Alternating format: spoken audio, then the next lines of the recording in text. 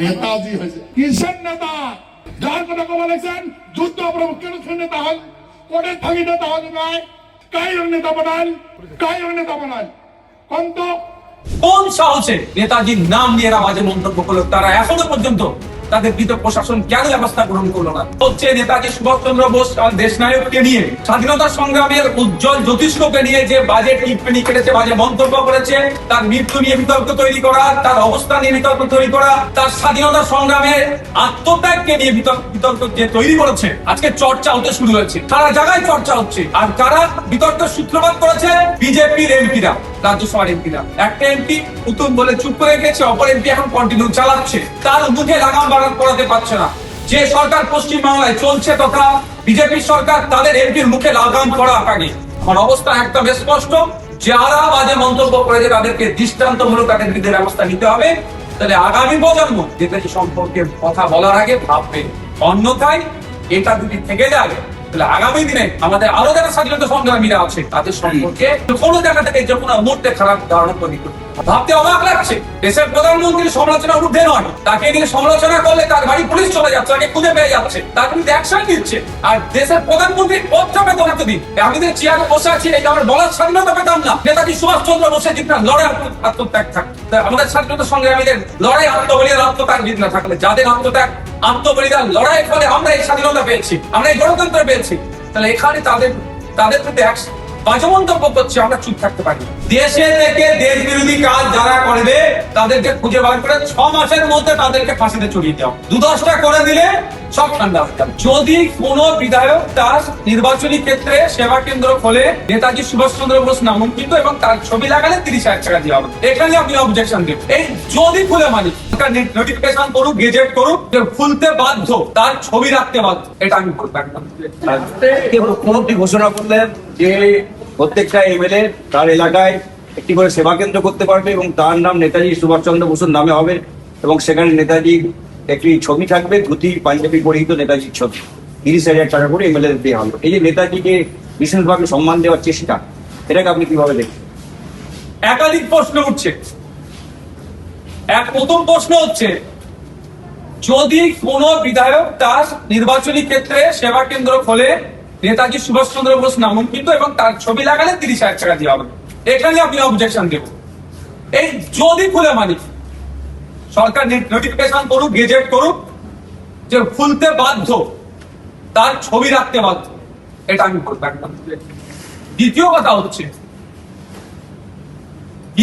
হচ্ছে যেভাবে বাংলা নয় সারা দেশে আজকে চর্চা হচ্ছে নেতাজি সুভাষচন্দ্র বোস দেশ নায়ককে নিয়ে, স্বাধীনতা সংগ্রামের উজ্জ্বল জ্যোতিষ্ককে নিয়ে যে বাজে টিপ্পনি কেটেছে, বাজে মন্তব্য করেছে, তার মৃত্যু নিয়ে বিতর্ক তৈরি করা, তার অবস্থা নিয়ে বিতর্ক তৈরি করা, তার স্বাধীনতা সংগ্রামের আত্মত্যাগকে নিয়ে বিতর্ক যে তৈরি করেছে, আজকে চর্চা হতে শুরু হয়েছে, সারা জায়গায় চর্চা হচ্ছে। আর কারা বিতর্কের সূত্রপাত করেছে? বিজেপির এমপিরা, রাজ্যসভার এমপিরা। একটা এমপি উত্তম বলে চুপ করে গেছে, অপর এমপি এখন কন্টিনিউ চালাচ্ছে, তার মুখে লাগাম বাগান করাতে পারছে না। আমরা আশা করব যে সরকার পশ্চিম বাংলায় চলছে তথা বিজেপি সরকার, তাদের এমপির মুখে লাগাম করা আগে। দ্বিতীয়ত, বিগত দিনে যে বাজে মন্তব্য করেছে তার বিরুদ্ধে আইনত ব্যবস্থা গ্রহণ করুন। কোন মতেই না ড্যামেজ কন্ট্রোল করার জন্য এই পেপারে আসবে, সব আসবে, ওই বিষয়টা না চেপে যায় যে নেতাজি নামাঙ্কিত সেবা কেন্দ্র ছবি লাগালে 30,000 টাকা করে বিধায়ককে দিয়ে হবে, এটা যে হেডলাইন হয়ে যায়। আমি অনুরোধ করবো মিডিয়ার তুলে, নেতাজির কারো বিরোধ থাকার কোনো কথাই নাই, যে অন্তত এটা বেশি বেশি হাইলাইট করুন। কোন সাহসে নেতাজির নাম নিয়ে এরা বাজে মন্তব্য করলো? তারা এখনো পর্যন্ত তাদের বিরুদ্ধে প্রশাসন কেন ব্যবস্থা গ্রহণ করলো না? এইটা বেশি হাইলাইট করুন। হ্যাঁ, দ্বিতীয়, তার সম্মানার্থে যেহেতু এটা স্বাধীনতার মাস চলছে, সেই জন্য এই প্রকল্পটা নিয়ে এসেছে, এটা আপনারা কোনো অসুবিধা নাই, কিন্তু কোন মতেই না ড্যামেজ কন্ট্রোলের জন্য এটা নিয়ে আসা হয়, সেটা আমাদের লক্ষ্য রাখতে হবে। আমার অবস্থা একদম স্পষ্ট, যারা বাজে মন্তব্য করেছে তাদেরকে দৃষ্টান্তমূলক তাদের বিরুদ্ধে ব্যবস্থা নিতে হবে। তাহলে আগামী প্রজন্ম নেতাজি সম্পর্কে কথা বলার আগে ভাববে, অন্যথায় এটা যদি থেকে যায় তাহলে আগামী দিনে আমাদের আরো যারা স্বাধীনতা সংগ্রামীরা আছে তাদের সম্পর্কে যে কোনো জায়গা থেকে যে কোনো মুহূর্তে খারাপ ধারণা তৈরি করতে পারে। ভাবতে অবাক লাগছে, দেশের প্রধানমন্ত্রীর সমালোচনার ঊর্ধ্বে নয়। তাকে নিয়ে সমালোচনা করলে তার বাড়ি পুলিশ চলে যাচ্ছে, তাকে খুঁজে পেয়ে যাচ্ছে, তার বিরুদ্ধে অ্যাকশন নিচ্ছে। আর দেশের প্রধানমন্ত্রীর পদটা পেতাম এতদিন, আমি যে চেয়ারে বসে আছি এই আমার বলার স্বাধীনতা পেতাম না। নেতাজি সুভাষচন্দ্র বসে যেটা লড়াই আত্মত্যাগ থাকতো, তা আমাদের স্বাধীনতা সংগ্রামীদের লড়াই আত্মবলিদান আত্মত্যাগ যদি না থাকতো, তাহলে যাদের আত্মত্যাগ আত্মবলিদান লড়াইয়ের ফলে আমরা এই স্বাধীনতা পেয়েছি, আমরা এই গণতন্ত্র পেয়েছি, তাহলে এখানে তাদের বিরুদ্ধে বাজে মন্তব্য করছে, আমরা চুপ থাকতে পারি না। গতকাল আপনি এই বিষয়ে একটা নিন্দা প্রস্তাব এনেছিলেন 185 ধারা ইয়েতে বলে, কিন্তু সেটি সে গৃহীত হয়নি বলে। এবার আমি আমার ক্ষমতা অনুযায়ী আমি নিয়ে এসেছিলাম 185 কে সামনে রেখে নিয়ম অনুসারে, সেটাকে হাউসে অ্যালাউ করলো না।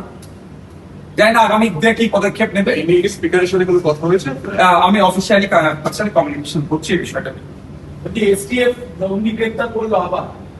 এর 2018, 2014, 24, 25 কলকাতা এসটিএফ ছিল এবং এই পাকিস্তানের গুরুত্বচর বলে আপাতত প্রাথমিকভাবে জানা যাচ্ছে জিজ্ঞাসাবাদ চলছে। কলকাতা কি সেফ করিডর ছিল তৃণমূলের অপরে?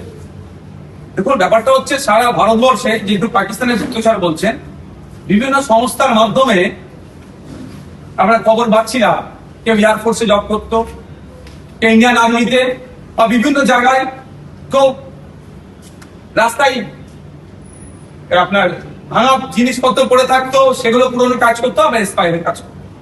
সেটা শুধু কলকাতা নয়, ভারতবর্ষের বিভিন্ন শহরে এই ধরনের ধরা পড়েছে। আমার একদম অবস্থা ক্লিয়ার, এখানে আমি পলিটিক্স আমার করার একটু ইচ্ছে নাই, একদম অবস্থান ক্লিয়ার যে আরো বেশি আমাদের এসটিএফ থেকে শুরু করে আইবি থেকে শুরু করে যারা আছেন গোয়েন্দা বিভাগে আরো অ্যাক্টিভ হওয়া দরকার।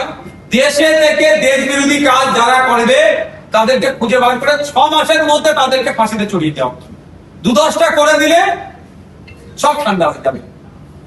কিন্তু দুর্ভাগ্য এটা আমাদের, ট্রায়াল ডেটের পর ডেট, তারিখ পে তারিখ হচ্ছে, আর এগুলো বাড়তে থাকছে।